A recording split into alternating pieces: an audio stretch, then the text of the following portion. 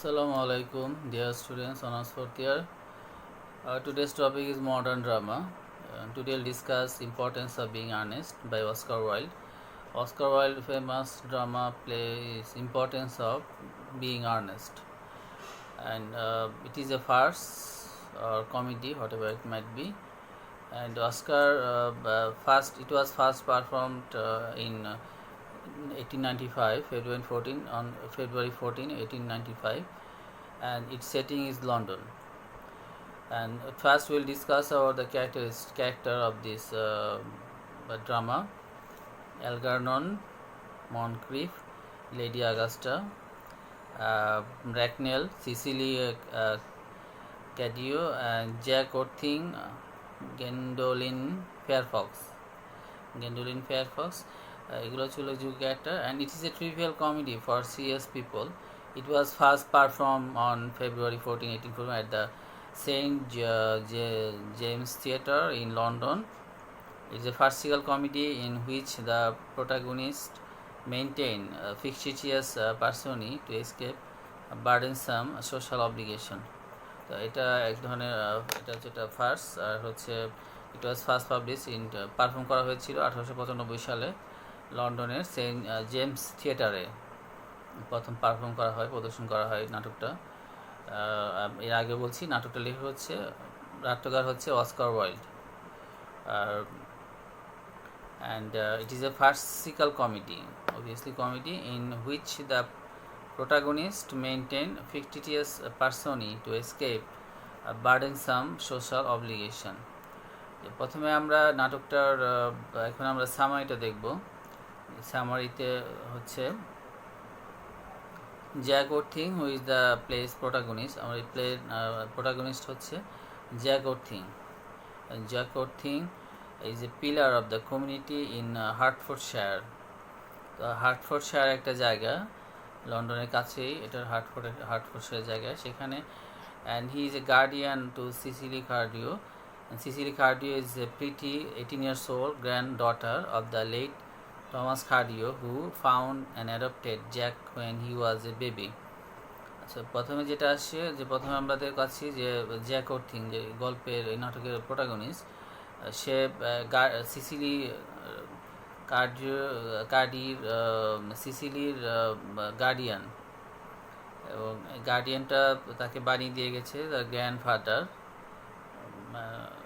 Late Thomas cardio. তিনি জ্যাককে guardian বা অভিভাবক বানিয়ে দিয়ে গেছে সিসিলের।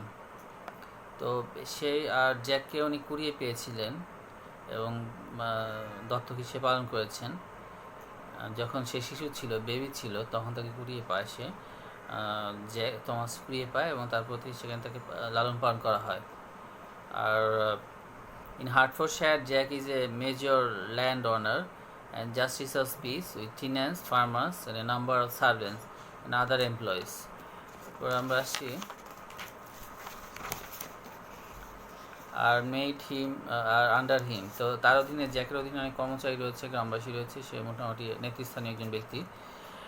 And he has a black sheep brother named Ernest, who leads a scandalous life and is always getting into trouble of a sort of that required Jack to rush grimly off to his assistant. আচ্ছা, জ্যাকের একটা ভাই রয়েছে যেটা নাকি black sheep, কুলাঙ্গার ভাই বলা হয়ে থাকে। ব্ল্যাক শিপ আমরা জানি, কুলাঙ্গার ভাই রয়েছে যে বিভিন্ন স্ক্যান্ডাল করে থাকে, এবং সেই সমস্যা মেটানোর জন্য জ্যাককে যেতে হয় সাহায্যের জন্য। পরবর্তী আমরা নাটকে দেখব যে আর্নেস্ট, যে জ্যাকের যে ভাই আর্নেস্ট আসলে বাস্তবে নাই, সেটা হচ্ছে কল্পিত একটা ভাই, জ্যাক নিজেই আর্নেস্ট, সেটা আমরা পরে একটা বের করতে পারবো। In fact, Ernest is merely Jack's alibi, a phantom that allows him to disappear for days at a time and do as he likes. আসলে আমরা ডক্টর ফস্টার্স এবং মিস্টার জেকিল এবং মিস্টার হাইডের গল্পটা অনেকে জানি, জেকিল অ্যান্ড হাইড। সেখানে হচ্ছে dual personality থাকে। এটা এটা ওটা ওরকম একটা কাছাকাছি। এটা হচ্ছে যে এরকম একটা চরিত্র তৈরি করেছে জ্যাক, যাতে নিজের ইচ্ছা মতো কিছু কাজ করা যায়। লন্ডনে আরেকটা পরিচয়ে সে যাতে মৌজ মাস্তি করতে পারে, সেজন্য আরেকটা ছদ্মনাম নিয়েছে সে লন্ডনে, নিয়েছে এবং একটা নাম দিয়েছে আর্নেস্ট। আসলে আর্নেস্ট বলে কেউ নাই, আর্নেস্ট হচ্ছে সে নিজেই Ernst.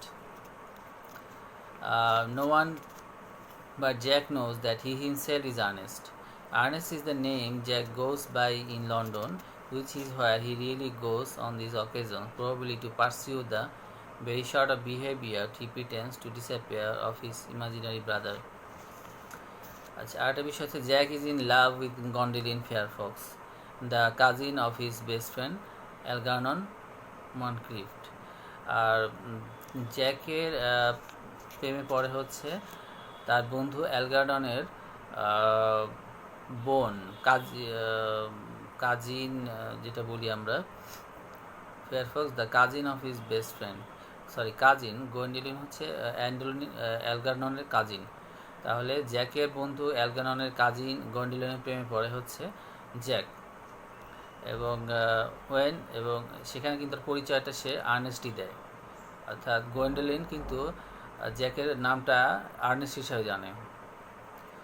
When the play opens, Algernon, who knows Jack as Ernest, has begun to suspect something, and he finds an inscription inside the Jack's cigarette case addressed to Uncle Jack from someone who refers to her as Little Cicely. তো অ্যালগার্নন তাকে সন্দেহ করে জ্যাককে যে Ernst আসলে, এবং সে একটা পায়, সিগারেটের কেস পায়, জ্যাকের একটা সিগারেট পায় যেখানে লেখা থাকে আঙ্কেল জ্যাক লেখা থাকে, তো from someone who refer to herself as little Cecily, এবং পরিচয় দেওয়া থাকে এখানে little Cecily. Algernon suspect that Jack may be leading a double life. তো অ্যালগার্নন সাসপেক্ট করে, সন্দেহ করে জ্যাক আসলে দ্বৈত জীবন যাপন করছে, দ্বৈত জীবন আছে তার। At the beginning of act 1, Jack tells Algernon that he intends to propose to Gwendoline. Act 1-এর আমরা শুরুতেই দেখি যে জ্যাক অ্যালগার্ননকে বলে যে সে প্রপোজ করতে চায়, ইচ্ছা করছে, গন্ডোলিনকে সে প্রপোজ করতে চায়, এবং Algernon confronts him with the cigarette case. Algernon তখন সিগারেট কেসের কথা উল্লেখ করে যেখানে নাম সিসিলির নাম লেখা আছে, এবং তাকে force him to disclose the fact, এবং তাকে চাপ প্রয়োগ করে আসল ঘটনাটা বলার জন্য, যে ঘটনাটা কি, যে সিগারেট কেসে নাম লেখা আছে সিসিলি এবং সেখানে আঙ্কেল জ্যাক লেখা আছে কেন।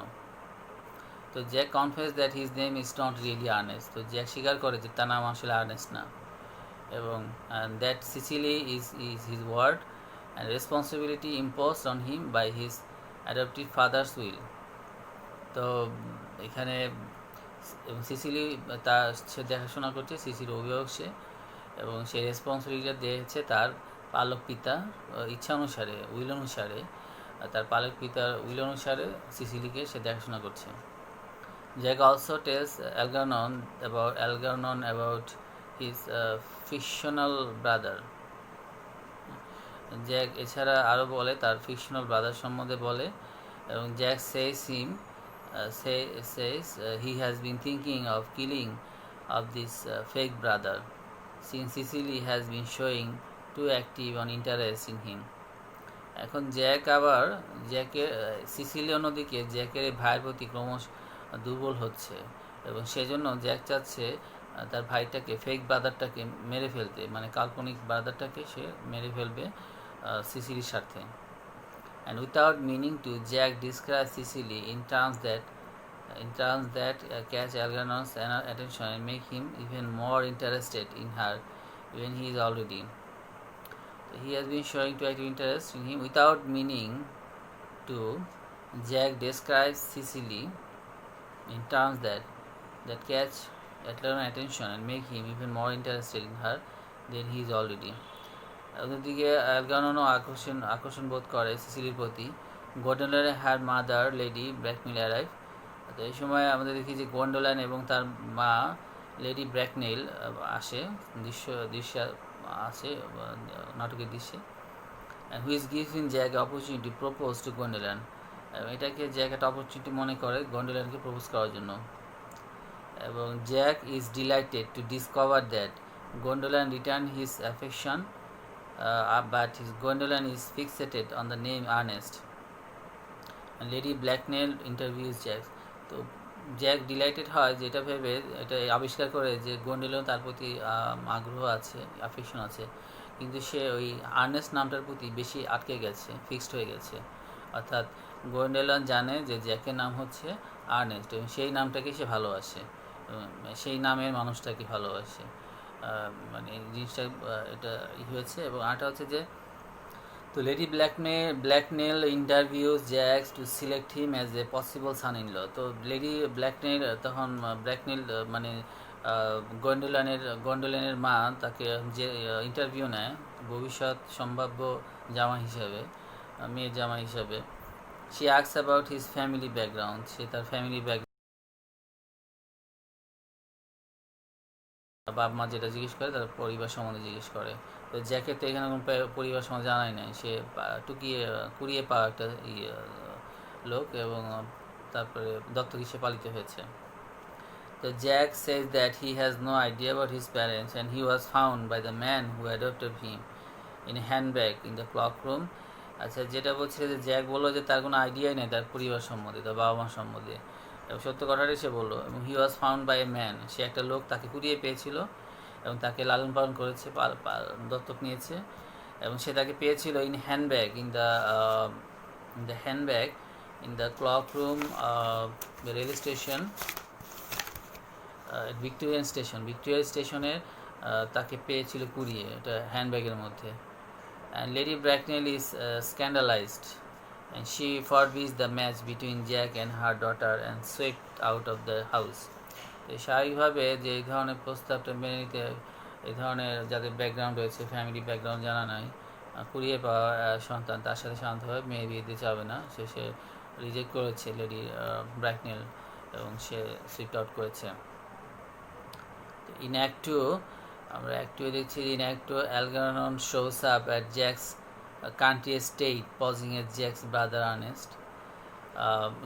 Algernon shows up at Jack's country estate posing as Jack's brother Ernest. Meanwhile, Jack, having decided that Ernest has outlived his usefulness, arrives home in deep mourning, full of story about Ernest having died suddenly in Paris. তো ফিরে এসে একটা গল্প ফাঁদে, Jack ফিরে এসে গল্প ফাঁদে কি, যে আর্নেস্ট মারা গিয়েছে সাডেনলি ইন প্যারিসে। যে ডিপ বাসায় ফিরে এসে একটা গল্প ফাঁদে যে Ernest having died suddenly in প্যারিসে আকস্মিকভাবে মারা গেছে। হোয়াইল জ্যাক চেঞ্জেস, এবং সরি এটা ডিসাইড করেছে। Meanwhile Jack having decided that Ernest has outlived his usefulness arrives home in deep morning, সেই ডিসিশনটা নেয় যেভাবে গল্পটা বলবে সে। While Jack changes out of his morning clothes, Algernon, who has fallen in love with Cecily, asks her to marry him. ওদিকে অ্যালগারনন সিসিলিয়াকে তাকে বিয়ে করার প্রস্তাব দেয়, and he discovers that Cecily already considered that they are engaged, and he is charmed when she reveals that her fascination with Uncle Jack's brother led her to invent an elaborate romance between herself several months ago. তো Sicily already প্রেমে পড়েছিল এবং অ্যালগারননকে জানে, Ernst হিসেবে জানে, এবং uncle Jacks brother, আমরা বলি যেটা আঙ্কেল জ্যাক্স ব্রাদার, অর্থাৎ তার আঙ্কেলের ভাই, এবং তার প্রতি সে আগে থেকেই সে দুর্বল ছিল, এবং সেটা সেভারাল মান্থস আগেই সেটা হয়েছে, এঙ্গেজ হয়েছে।